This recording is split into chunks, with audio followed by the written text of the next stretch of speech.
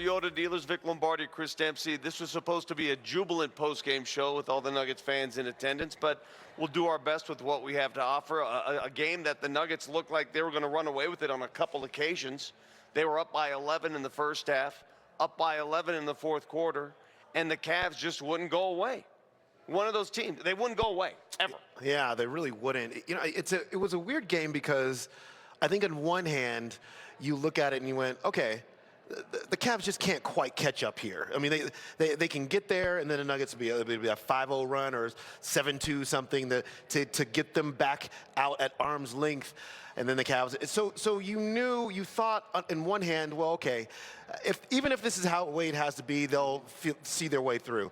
But on the other hand, when the Cavs did tie the game a couple of times in the third quarter and then into the fourth quarter, there were these instances where they couldn't get over the hump, and you were kind of like, man, the Nuggets are dodging some things right now, and it did come back to bite them in the end when the Cavs were able to really.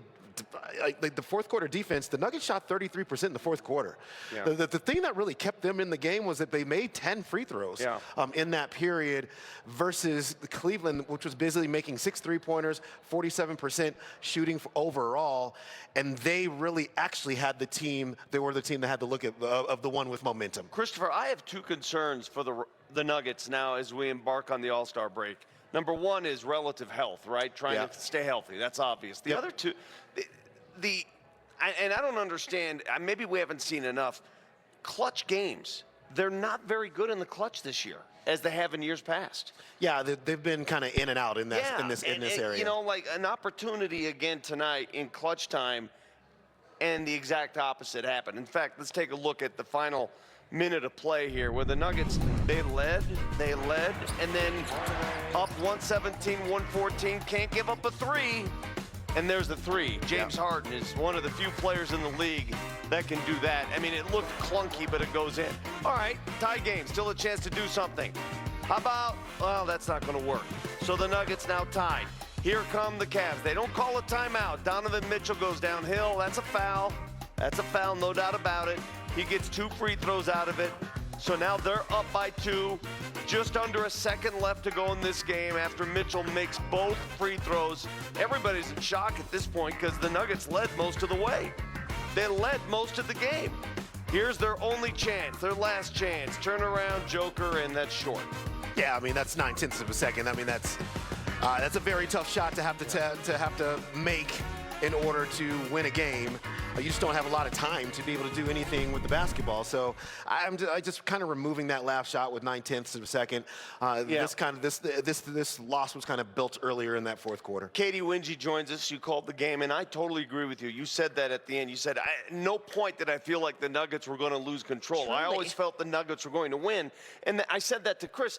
These clutch games that they're losing, that's striking to me. And I think, too, it does have to do with the fact that they haven't had a full rhythm of clutch rotations. You're playing different guys at different times. Nikola Jokic isn't playing his usual minutes. You don't have that Jamal Murray, Nikola Jokic, peanut butter and jelly. Yes, they've been doing it for years, but you haven't had that consistently in clutch moments this year. I just think that experience is the best teacher, and getting back to being consistent in that execution, it does make a big difference. I'm going to ask to see the Jokic, not the 0.9 second one, the one before that. Before we passed it out to Hardaway? Because I believe the defender was in the paint for about 20 seconds. Yeah, you were saying that. 20 seconds. Well, Tyson we'll was. pull it up if you have a chance, Mike, because I'd entertain this as well. You mentioned it during the broadcast, and I didn't have a chance to see it. Rewind it, Mike, if you don't mind, from the beginning of the play. All right, here we go. Here's. Yeah, Tyson right there. He's at the restricted area. Okay, there's 1 second. All right, steps out. No, I mean, he got out. Maybe that's not the one I was thinking he got out. There was one play you mentioned where there was somebody parked in there for a long time. You know, again, clutch play has been a problem. And for the Cleveland Cavaliers tonight, Donovan Mitchell was exactly that, clutch. He finishes with 32 points. They may have traded for James Harden to give him some oomph, but this is still Donnie Mitchell's team. It is, and you know, this is the kind of player he's been, you know, for the entirety of the time he's been in Cleveland, for sure. He has finished games off. He has led them to wins. He has done this multiple times, and you know, one of the things that you said prior to the game is you have to keep him out of your paint. And they were not able to keep him out of the paint, and not even a little bit in some stretches of this basketball game. But you know what? Look, you know, it's what great players do. It's why he's a great player. He's a great player for a reason.